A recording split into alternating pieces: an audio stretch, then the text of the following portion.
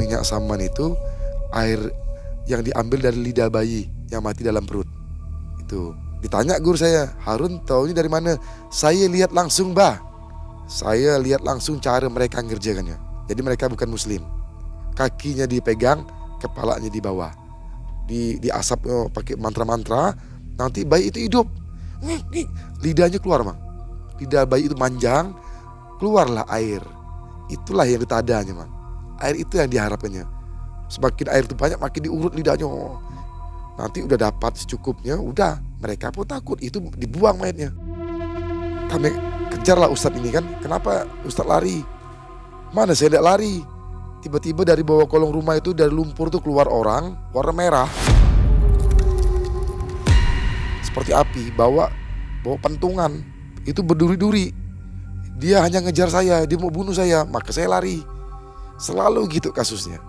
Jadi setiap bawa paranormal pun segitu kasusnya. Jadi paranormal Malaysia nggak ada yang sanggup? Nggak sanggup. Kalau saya pergi ke daerah kampung, pedalaman, wajar main santet. Ini di kota besar, mobil mewah, Mang. Ini mama ngomongnya. Mungkin di Pontianak saya nggak pernah naik mobil semewah itu, macam Jaguar, Ferrari, Lamborghini. Pakai itu mereka masih main santet.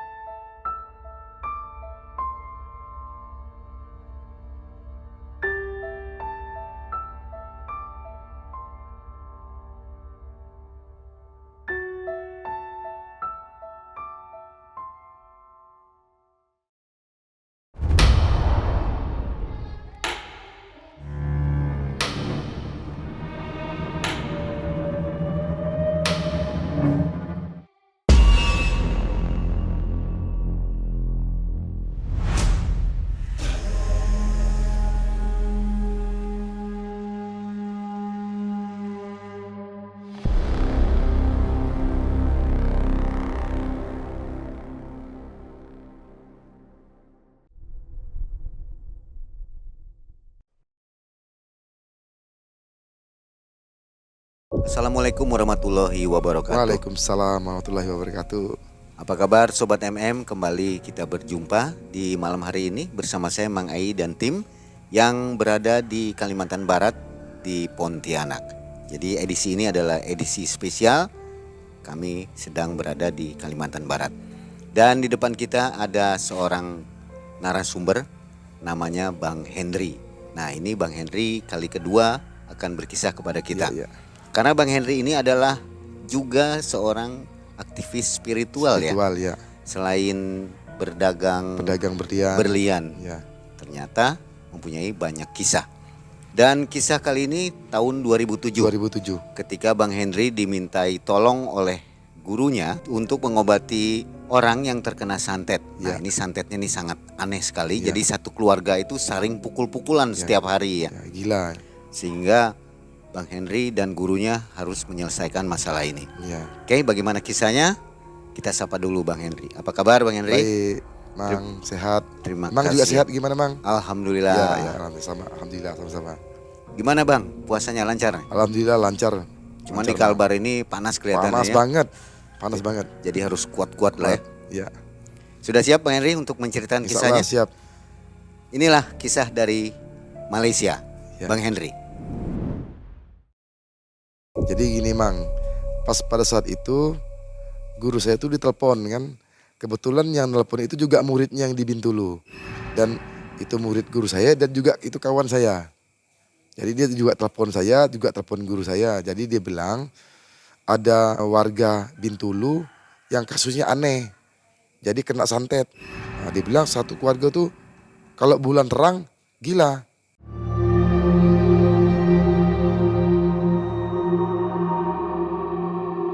Bintulu itu daerah mana? Bintulu itu daerah Malaysia tapi Sarawak. Jadi kurang lebih perjalanan dari Pontianak itu 16 jam. Kalau bulan tidak terang sembuh lagi. Nah, bulan purnama mereka gila, saling pukul-pukulan sampai hancur, pecah ini sampai luka. Seperti mau dibunuh itu anak-anaknya. emak bunuh bapak, bapak mau itu gitu. Bulan terang ini kan biasanya 5 hari. Nah, setelah itu sembuh lagi. Oh, selama 5 hari kurang 5 lebih ya. hari. Tapi malam aja, enggak siang. Nah itu. Jadi detailnya kan enggak mungkin kita bicara dari HP. Udah kata guru saya bilang, besok kami berangkat. Gitu ceritanya. Besok harinya karena kami udah biasa ke Malaysia, jadi kami udah punya paspor memang. Udah kami berangkat lah besok kan. Sampai di sana kami itu kurang lebih jam 9 pagi. Jam 9 pagi itu hanya dapat istirahat sebentar sehingga ke rumah muridnya itu kan, murid. Jadi kami di situ tinggalnya dulu. Jam 3 sore itu orang udah datang. Mereka tidak sabar ingin ketemu kami gitu kan. Jadi disitulah. Jadi guru saya tuh tanya, udah lama kenapa ndak diobat, kata guru saya. Pak Ustaz, bukan kami tidak mau obat, dia bilang. Tapi kami udah datangan 3 kali Ustaz. Jangankan mereka mau ngobat, baru masuk rumah kami mereka langsung lari. Lari terbirit-birit. Kami bingung, kenapa lari? Kami kejarlah Ustaz ini kan, kenapa Ustaz lari? Mana saya tidak lari. Tiba-tiba dari bawah kolong rumah itu, dari lumpur tuh keluar orang warna merah. Seperti api, bawa pentungan. Pentungan. Itu berduri-duri. Dia hanya ngejar saya, dia mau bunuh saya, maka saya lari. Selalu gitu kasusnya. Jadi setiap bawa paranormal pun segitu kasusnya. Mau dibunuh. Jadi paranormal Malaysia nggak ada yang sanggup. Tidak sanggup, pada saat itu tidak sanggup mereka. Maka mereka minta bantu karena tahu dia guru saya itu keturunan Sultan Banten. Oke, kemudian setelah udah mereka cerita, jadi guru saya ambil keputusan langsung, udah nanti malam kita langsung ke lokasi, ke rumah. Hendri siap bah, saya bilang kan. Itulah kami istirahat kan karena baru datang. Pas sholat isya, selesai makan kami berangkat lah. Jadi kami berangkat dari Indonesia, kami bertiga. Jadi guru saya, satu senior saya, dan saya. Jadi berangkat ke rumah itu saya berlima. Sama temannya lagi, teman orang Malaysia 2 orang. Pergi ke berlima. Saya debar-debar mang. Dalam hati saya benar juga, ini kasus berat. Saya kan sensitif sama makhluk astral. Jadi udah debar, jantung saya itu udah pikiran udah aneh-aneh udah. Tapi begitu saya masuk, saya penasaran benar enggak keluar makhluk astral sebuah ini. Ternyata enggak ada.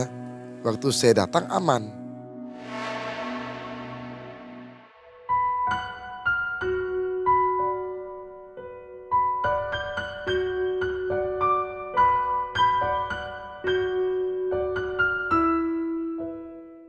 Jadi guru saya lihat kasusnya berat, kata guru saya. Udah, setelah beliau udah lihat langsung di lokasi, beliau pesan sama yang punya rumah, bilang begini, Bapak siapkan saya besi 4 batang yang kurang lebih ukuran sebesar rokok. Ditunjukkan rokok itu kan, ini seperti rokok, panjangnya 40. Saya minta 4 batang, bilang. Terus siapkan kain kapan 7. Karena yang sakit itu 7 orang. Siap Pak Ustaz.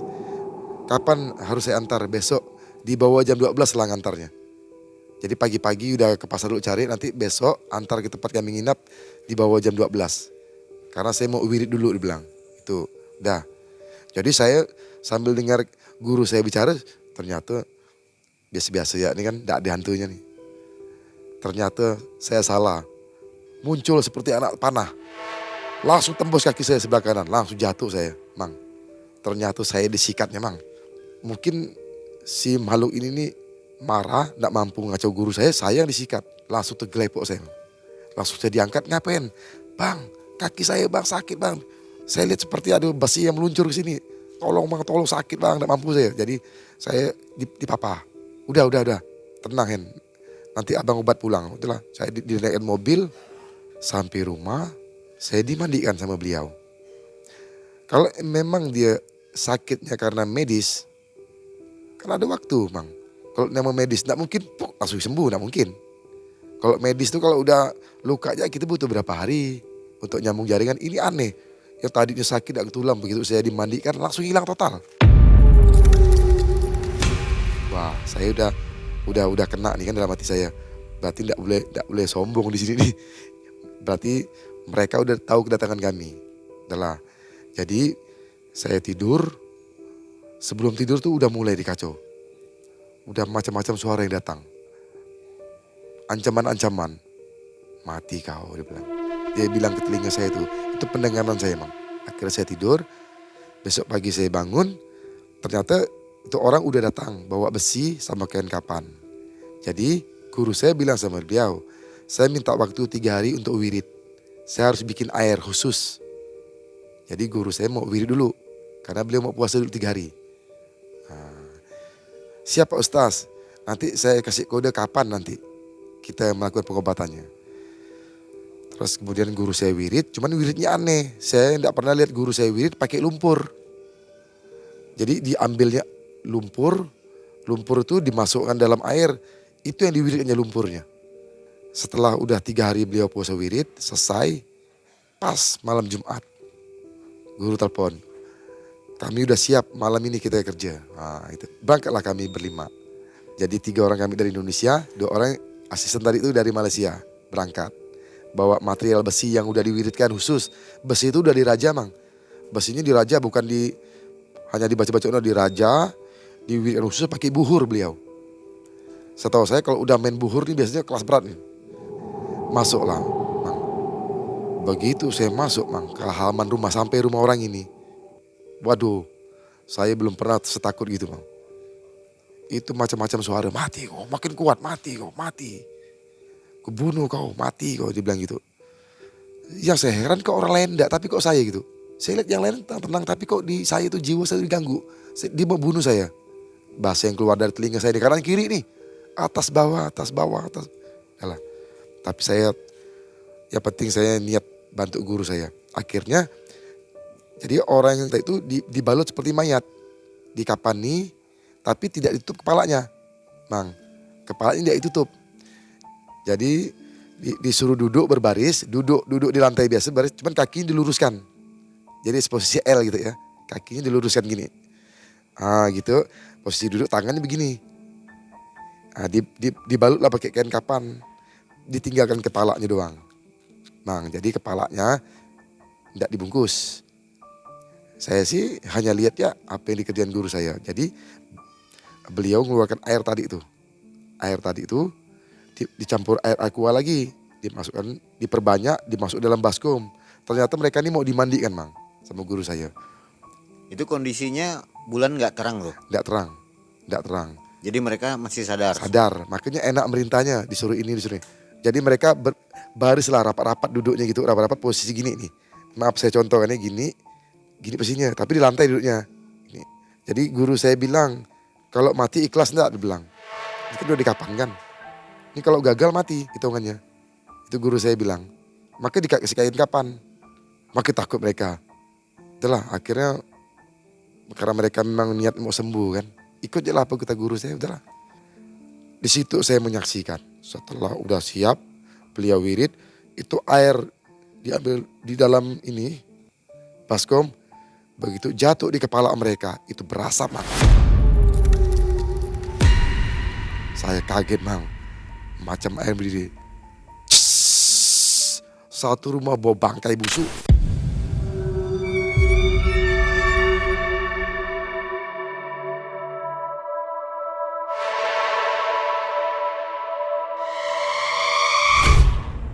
Saya sampai mau muntah. Yang lain tuh mau muntah, enggak mampu. Sampai udah tutup hidung, keluar muntah. Kalau normal kan disiram jatuh ke bawah airnya. Di sini udah kering dah. Dan di sini mukunya langsung kering, macam dididih. Itu saya kaget, Mang. Saking panasnya? Saking panasnya, Mang. Setelah udah selesai itu, mereka tuh enggak boleh dilap. Dibiarkan berapa menit kering. Saya abis itu enggak nyaksikan itu. Guru saya perintahkan, Henry, mana dia batang tadi besi. Ini besi, cepat bakar di kompor. Bakar 4 batang itu, dia bakar. Jadi besi itu dibakar berapa menit sampai merah membara. Jadi sambil nunggu itu dibakar, dia keluarkan air wiritan yang tadi lumpur itu. Ini dicampur air cepat, cipratan ke dinding keliling rumah. Jangan lama-lama. Oh, saya udah down. Kenapa enggak suruh yang lain gitu, Pak? Tapi guru saya tetap suruh saya. Udah, saya ikutkan perintahnya sambil selawat, sambil laporan. Sekeliling rumah itu. Itu semakin kuat, dinding-dinding tuh ngomong gitu. Mati kau, mati, mati. Aku balas kau, mati kau gitu. Kami balas perbuatan kau. Itu perasaan saya udah bukan suara lagi, dinding yang ngomong. Yang waktu saya cipatin air itu. Saking gawatnya itu kan. Udah, saya udah gemetar dah. Guru saya, kenapa kau gemetar? Nggak tahu bang, saya down langsung. Saya diganggu bang. Udah, cepat kerjakan. Setelah udah siram itu, saya disuruh pasang besi. Memang biasa kalau pagar besinya 4, tapi tiba-tiba guru saya itu langsung ngambil keputusan, besinya ambil 3 batang. Saya tanya, guru kok 3 batang? Udah ambil 3 batang, jangan 4 dia bilang. 1 batangnya bawa sini dia bilang. Saya ambil 3 batang, 1 batang diambil guru, dipadamkan apinya. Ya, saya kan ikut perintah guru. Biasanya magar 4 titik, tapi ini kok ganjil. Udah, ini ayatnya baca ini, baca ini, baca ini, baca ini, baca ini. Pas pada saat ini colok ke tanah ya. Udah jangan salah, udah saya berangkat ke belakang dulu. Udah saya baca sesuai dengan perintah guru saya. Begitu saya colok, waduh luar biasa mang. Seperti bara yang meletup-letup itu. Mau pecah dada saya. Saking nyaringnya suara itu sampai dibilang mati kau, aku balas kau, mati itu. Saya udah kerja tuh udah enggak fokus. Udah main colok-colok, saya colok 3 udah. Abis itu saya lari ke atas rumah, naik duduk saya. Kayak orang, macam orang parno gitu, bergegar gitu diam. Karena suara ini bukan masuk ke telinga, tapi masuk ke dalam ini, kolbi kita. Jadi macam pecah dada saya. Nah jadi, dah, kau kenapa bilang? Tak tahu bah, saya bilang bahasa sama guru, saya bilang layau. Saya layau.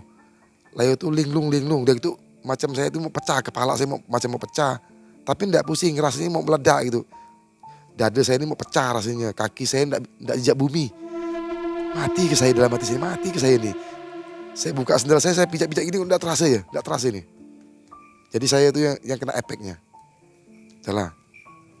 Selesai gitu. Kemudian udah kami pamit pulang.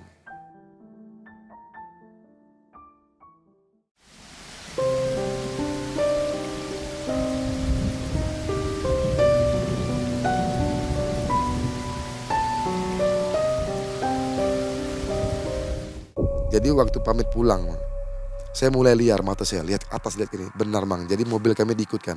Saya tidak tahu jumlahnya berapa yang ikut kami. Ada yang bawa yang tadi tuh, baru saya lihat tuh. Yang duri, ada yang bawa cambu api, ada yang bawa tongkat, ada yang bawa parang, bawa ini. Dia bilang mati kau. Itu kelihatan wujudnya? Iya, kalau saya lihat, tapi yang lain enggak. Guru nggak lihat?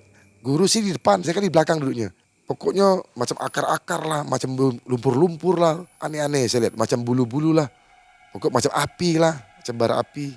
Jadi bukan makhluk-makhluk seperti biasa ya? Bukan. Bukan genderuwo atau? Bukan, katanya jenis hantu air. Hantu yang di lumpur tuh. Kalau orang Melayu bilang peceran, hantu lumpur. Tapi setelah sudah mau nyampe rumah mereka hilang semua. Hilang kan? Baru saya tenang. Kau ada apa? Bang, saya pula yang gilu nih bang. Perasaan saya ini ngapa gini ya? Udah ngomong-ngomong sebentar. Karena kami capek, kami izin mau tidur. Mereka pulang lah, yang lainnya pulang. Udah lah. Yang anehnya lagi dan tambah bodohnya saya ini, kenapa saya tidak tidur sama guru saya? Biasa saya tidur sama beliau. Tapi hari itu saya tidur di ruang tamu. Jadi lampu saya gelapin. Perasaan saya ini bukan di bumi. Kok enggak, saya duduk enggak terasa bang.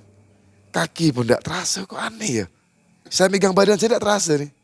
Apa sih saya ini? Hidup ke lampu. Tapi saya ini di bumi. Ini kursi, ini TV sebelah saya, TV. Ini meja. Itu dinding depannya kaca. Ngadep jalan tuh kaca, semuanya kaca gitu kan. Pakai gorden tipis. Normal, saya lihat kipas angin ini putar di atas. Matikan lampu, macam enggak jejak bumi saya. Udah macam mati saya ini. Hidup ke lampu lagi. Enggak mati, ini masih ada nih. Nih, saya lihat kamar guru saya ada betul susunan rumahnya. Udahlah. Mungkin saya ini mau gila kali kan. Kena efek ini ya. Akhirnya saya matikan lampu mang. Saya matikan lampu, saya baring. Sambil lihat luar tuh, saya takut mang. Karena ada teror kan. Saya intip dari cermin tuh. Kalau di dalam gelap, di luar terang kan nampak semua yang di luar. Nampak tuh di pagar-pagar rumahnya nampak. Jadi saya bakar rokok mang. Saking takutnya mang. Rokok saya. Tidak lama saya lihat di kaca itu ada api juga kayak saya nih. Saya kaget, kok ada api kan. Jadi saya gerakkan api saya gini. Dia bergerak juga. Oh bayangan saya merokok. Udah kan. Udah saya santai lagi. Tapi lama-lama saya tidak sadar. Saya gerak dia tidak gerak. Saya diam dia bergerak. Ternyata ini bukan api. Bukan api rokok saya emang. Ternyata barang ini di luar. Itu saya penasaran. Saya intip mang. Api ini sebesar rokok di luar. Tiba-tiba tembus ke dalam mang. Dia tembus ke dalam. Jatuh di depan saya. Saya terperanjat lah kaget. Saya berdiri. Saya hidupkan lampu. Tapi anehnya waktu dia jatuh. Hilang yang namanya takut segala macam. Hilang mang. Jadi timbul berani. Jangan ini barang bawa beruntung nih kan. Dalam hati saya ini gini. Cari nih, saya cari. Sampai setengah jam saya tidak ketemu barangnya. Jadi badan saya ini jadi fit mang. Jadi kuat. Hilang rasa takut. Wah, berarti aman saya ini. Ya rupanya bukan saya aman. Rupanya seperti inilah teknik dia membunuh saya. Jadi dibuat saya tidak takut. Udahlah, saya tarik merasa aman nih kan. Jadi kuat, jadi berani, udah saya matikan lampu, saya baring mang. Tidak sampai 1 menit mang. Itulah pengalaman saya lihat hantu paling seram di dunia bagi saya. Ini betul-betul menakutkan. Begitu saya baring mang, posisi tangan saya di kepala ini mang. Itu keluar dari balik TV pocong hanya kepalanya mang. Wujudnya, pocongnya kainnya udah koyak-koyak, kotor, bau busuk, campur darah. Dia punya tengkorak tulang. Tulang itu udah antara tulang sama daging. Matanya lubang, matanya merah tajam. Langsung nganga, mau gigit leher saya.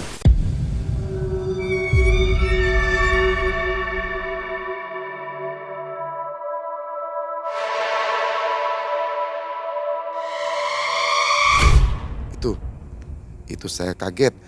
Astagfirullahaladzim, dia kejadian cepat, langsung keluar, langsung gigit. Saya refleks bang. Saya kan dulu belajar silat, kan refleks.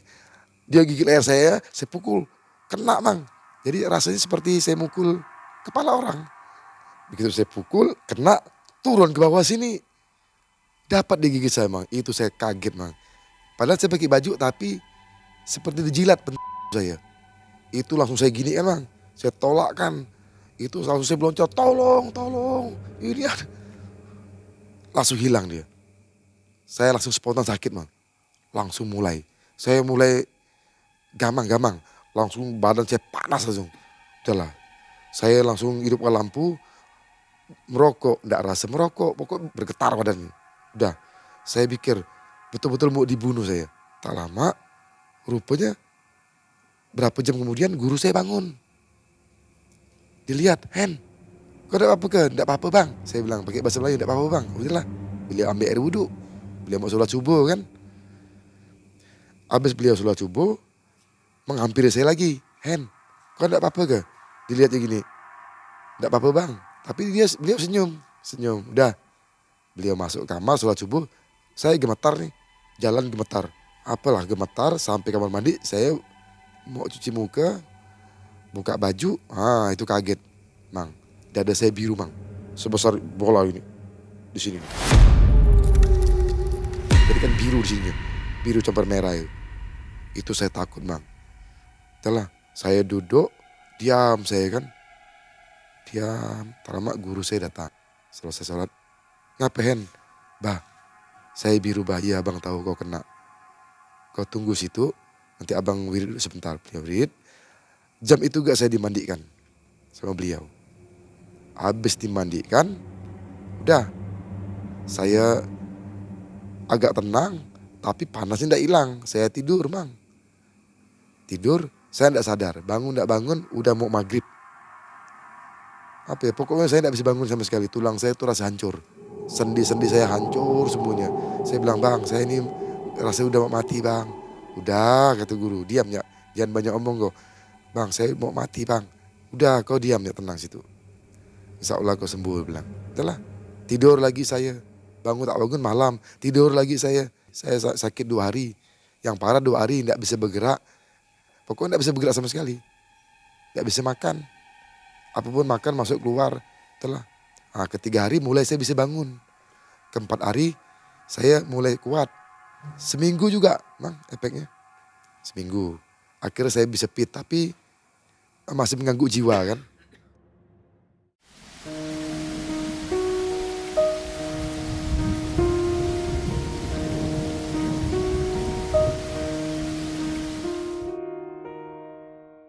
Setelah. Jadi saya menerima tamu juga kawan-kawan dari Malaysia. Jadi dia menjelaskan. Di situ ada saya, ada guru saya juga. Mereka menjelaskan. Jenis santet ini Bang namanya minyak saman. Jadi guru saya tanya minyak saman itu apa? Apakah di Indon ada Bang minyak saman? Abang belum pernah dengar minyak saman dia bilang.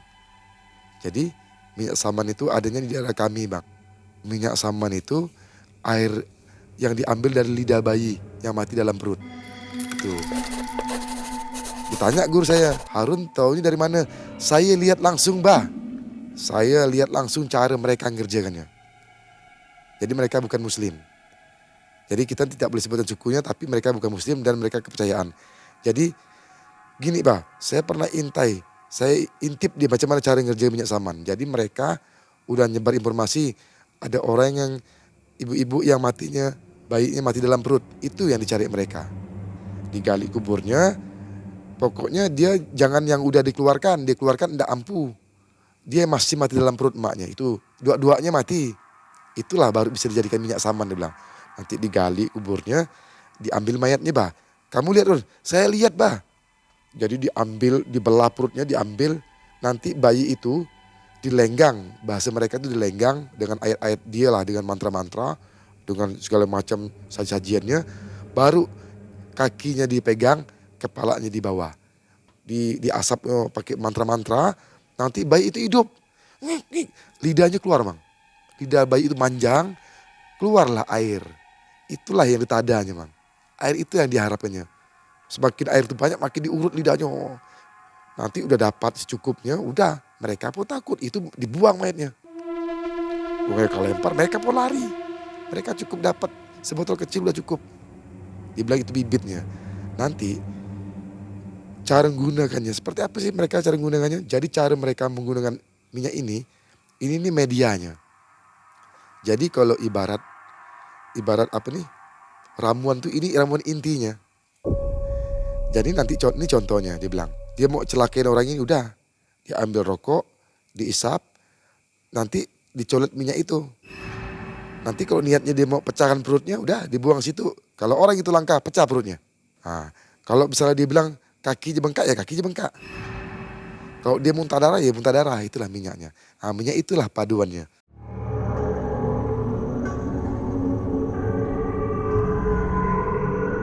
Nanti dimasukkan ke dalam salah satu materialnya itu.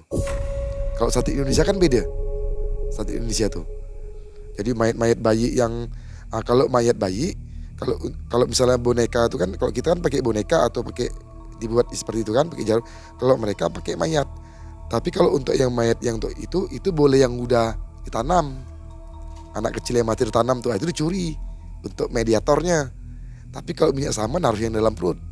Itu perbedaannya. Mereka gila itu memang ilmunya betul-betul hitam karena mereka kepercayaan. Tuh. Jadi itulah pengalaman saya itu, seram itu. Pengalaman. Lalu si yang 7 orang gila tadi sembuh? Alhamdulillah sembuh. Sampai saat ini pun sudah sembuh, tidak pernah lagi masalah. Tuh, selesai kasusnya. Karena setelah udah dimandikan itu. Jadi rata-rata orang sana tuh memang main seperti itu. Kalau udah saingan bisnis, memang mereka negara maju. Kaya-kaya, mobil bagus kan. Tapi kebudayaan Melayu aneh. Kalau misalnya ini anaknya prestasi nih, anak dia kurang prestasi nih, ini calon dari dokter, bayangkan besok sudah malam bisa gila itu Mang. Saya ketemu langsung Mang. Bayangan Mang, dokter, kalau kuliah dokter kan IQ kan harus bagus, biayanya mahal, IQ bagus. Begitu besok sudah nih dokter, malamnya gila. Itu seperti itu mereka tuh. Jadi ketujuh orang ini ternyata persaingan apa bang? Bisnis. Jadi Punya usaha apa si tujuh mereka orang rumah ini? makan, Rumah makan. gerai. Di sana kan bilang gerobak tuh gerai. Jadi misalnya jual chicken wing kan, jual chicken wing gitu. Jadi sayap ayam, macam roti john, nah tuh saingan mereka tuh. Asal di sini maju dikit, nah mulai iri, dia main, santet. Tambah lagi yang ini mereka lebih kaya nih.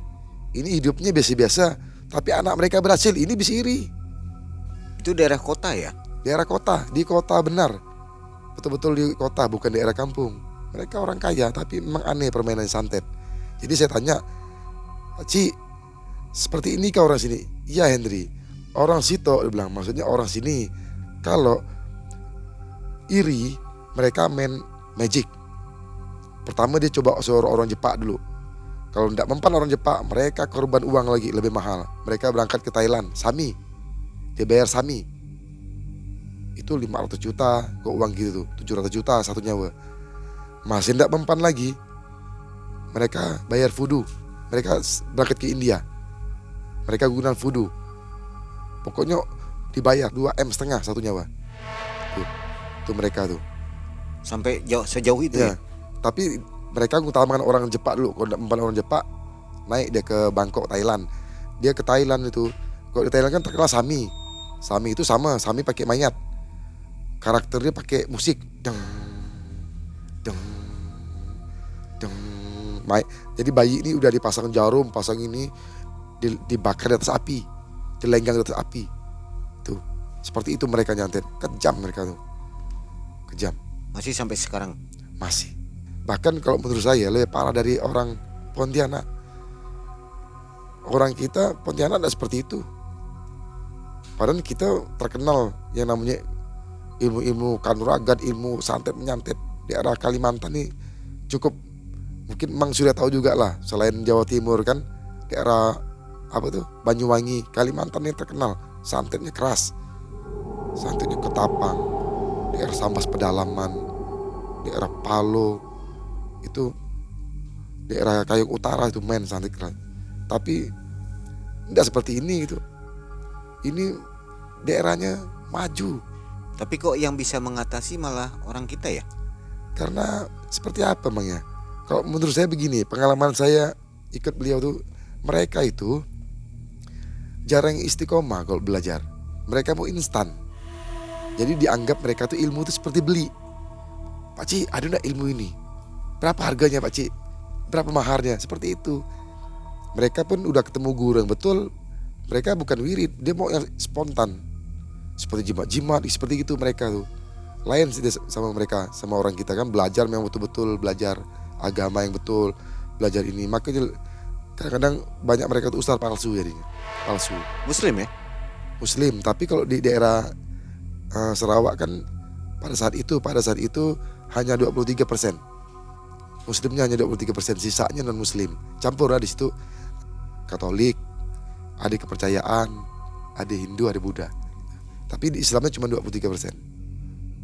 Tapi mayoritas di daerah Bintulu itu Melayu dan Dayak Iban. Dayak Iban ada di situ. Ada Dayak Bidayu sama Cina. Ada di situ. Nah, setelah itu dihilangkan tadi pengaruh santetnya. Ya. Kan ngejar-ngejar terus tuh. Iya. Itu beresnya gimana? Akhirnya nggak ada lagi ke Bang Henry. Itu setelah saya udah itu beres itu dimandikan. Saya 3 kali dimandikan, alhamdulillah aman. Nggak ada serangan? Tidak ada serangan. Karena santetnya begitu keras kan? Keras. Cuman itu membekas di jiwa saya, itu membekas. Nggak dikirim balik atau gimana itu? Enggak, kalau guru saya memang enggak dikirim balik. Karena beliau kan memang ulama beliau. Jadi enggak ada istilah kirim balik.